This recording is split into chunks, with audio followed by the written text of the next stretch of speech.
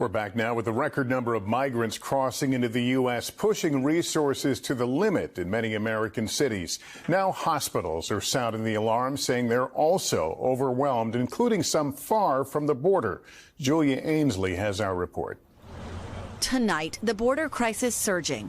Officials telling NBC News there were over 200,000 illegal crossings at the southern border last month, and a record 3 million migrants crossed the border in the last year. Now, a new warning 1,000 miles away in New York City, where officials tell us resources are overwhelmed. Across public hospitals in New York City over the last year, nearly 30,000 visits by migrants and 300 new babies born to migrant moms. Staff here at Bellevue Hospital tell us they're eager to help, but the numbers are tough. This has been the hardest work that I've ever done, but it's been the most impactful work that I've ever done. And most of the visits to the taxpayer-funded legal clinic here are by migrants. Our clinics are full, and there are waiting lists, and people are turning people away or referring them to other places. Randy Redkin from New York's Legal Assistance Group says so many migrants are asking for legal help on asylum representation and health care access.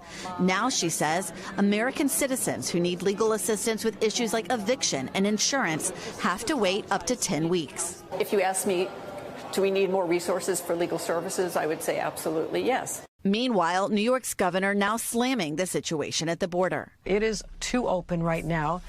People coming from all over the world are finding their way through, simply saying they need asylum. And New York Mayor Eric Adams saying providing services for migrants will cost city taxpayers $12 billion. But Biden administration officials have blamed Adams' response. It is not an operationally sound effort, one senior DHS official told NBC News. Meanwhile, migrants on the streets are desperate for city help.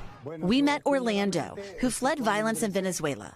He didn't want to appear on camera, telling us he slept on the street before coming to Bellevue for cancer treatment. How is that for you, given your medical condition, to be sleeping on the street? You have to make believe it's a good bed, a king size, and you lie down wherever and go to sleep, he says. Orlando tells us he came to New York because he heard about the social services the city would offer to migrants like himself, who were trying to start a new life. The Biden administration recently granted temporary legal status to nearly 500,000 Venezuelans, allowing them to work. Today, Governor Hochul announced there are 18,000 jobs now available to eligible migrants. Thanks for watching. Stay updated about breaking news and top stories on the NBC News app or follow us on social media.